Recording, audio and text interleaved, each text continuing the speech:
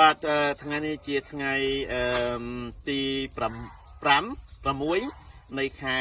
មិនិនាឆ្នាំ2025លោកខ្ញុំបាទកំពុងតែស្ថិតនៅកន្លែងដែលយើងកំពុងតែធ្វើការកសាងសាលាហើយកំពុងតែវាយត្រាស់ហើយនឹងយើងបានជីកដាក់ជីក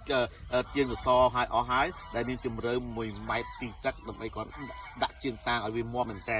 ហើយ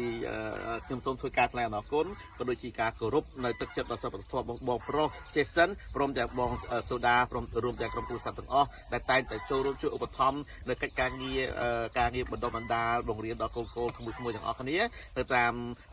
ភូមិនៅក្នុងសាលាសហគមន៍ ICIDU ដែលមានទីតាំងនៅក្នុងខេត្តតាកែវភូមិព្រៃស្បាតឃុំត្រពាំងធំខាងជើងស្រុកត្រាំកក់ខេត្តតាកែវ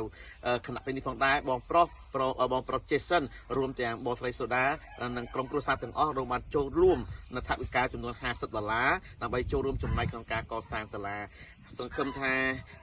កសោផលបុណ្យដែលបងបានជួយដល់សាលានេះនឹងជូនពរបងឲ្យជួបតែសេចក្តីសុខគ្រប់ប្រការទាំងអស់ជួបតែសិរីមង្គលសុខមង្គលជាពិសេសសូមឲ្យបងទទួលបានភាពជោគជ័យទៅលើគ្រប់ភារកិច្ចទាំងបច្ចុប្បន្នក៏ដូចថ្ងៃអនាគតផងដែរហើយសង្ឃឹមថាបងប្អូនផ្សេងទៀតផងដែរនឹងបន្តចូលរួមជួយដើម្បីឲ្យ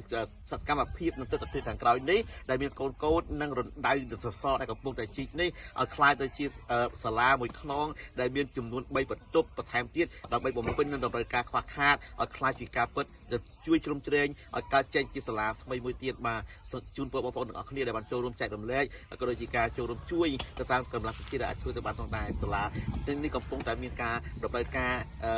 ជួយជ្រោមជ្រែងពីបងប្អូនមែនទែនដើម្បីសម្រេចផលចេញពីសាលាមួយខ្នងបាទអរគុណណាស់ដែលបងប្អូនបានចូលរួមជួយចែករំលែកផងដែរនោះសូមជូនពរឲ្យបងប្អូនទាំងអស់គ្នាជួបតែសេចក្តីសុខគ្រប់ប្រការទាំងអស់មានសុខភាពល្អទទួលភាពជោគជ័យលើគ្រប់ភារកិច្ចផងដែរបាទអរគុណណាស់